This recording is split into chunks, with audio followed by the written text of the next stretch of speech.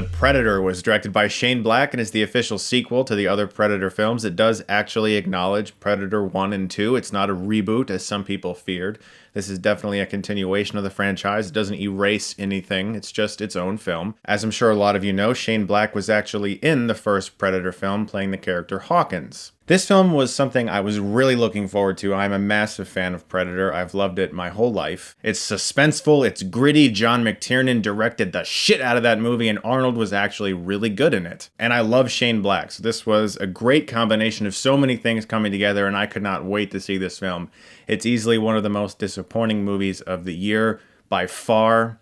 There are so many things in this film that I just don't understand. The plot is that a young boy played by Jacob Tremblay accidentally triggers the return of predators to Earth by having some of their technology. He presses some buttons, and then all of a sudden there's a little battle going on in their town. His estranged father is a soldier, and him and his team of wacky goons decide to fight against the predators.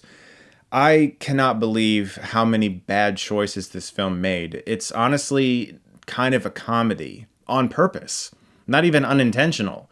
There's barely a suspenseful scene. I think there's maybe one suspenseful scene in the entire film. It's Olivia Munn's character. She has to go through this decontamination process, and to do so, she has to take off her clothes because this door will not unlock unless she decontaminates herself. All the while, there's a predator wreaking havoc in the next room, coming closer and closer to her as she has to go through this process to get this door to unlock. It's probably the most suspenseful scene in the movie, and really the only suspenseful scene in the movie. This movie is just obsessed with quips and one-liners. Now, the first Predator has a lot of those. I mean, if it bleeds, we can kill it.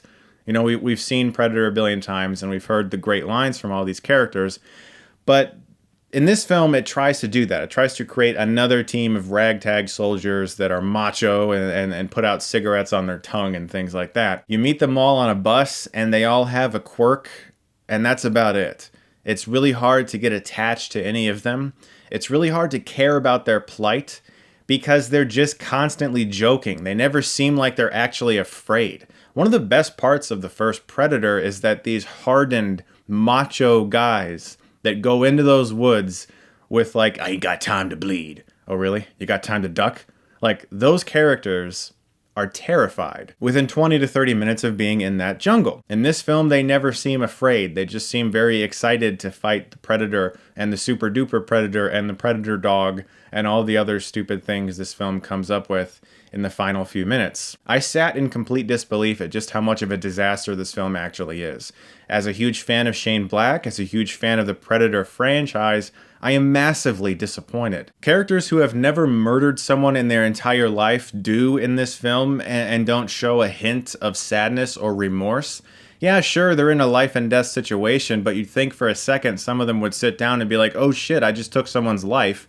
But no, that never really happens. There are a few good things to the film. I'm not going to sit here and completely trash it. The Predator, like the normal classic Predator, great costume. Really, really fantastic work. The actors have nice charisma, and some of them are funny.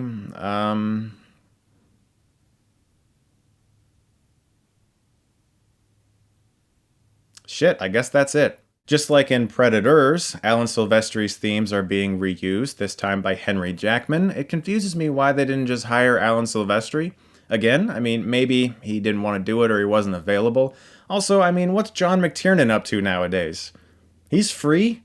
Get him to direct this. Like, I mean, there's so many choices that seem like they should have been made, but they just weren't made. And it really boggles my mind that with an unlimited budget and all of his talent, this is what Shane Black made. It's just a funny, cringy CGI fest with a few Predators. It's easily the worst Predator movie, excluding the AVP films. But to be honest, I actually like the first AVP more than this.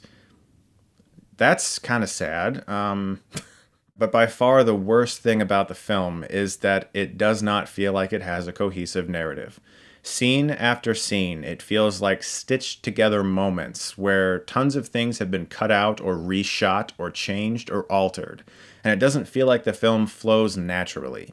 It doesn't feel like there's a progression of events. It just feels like, here's a scene.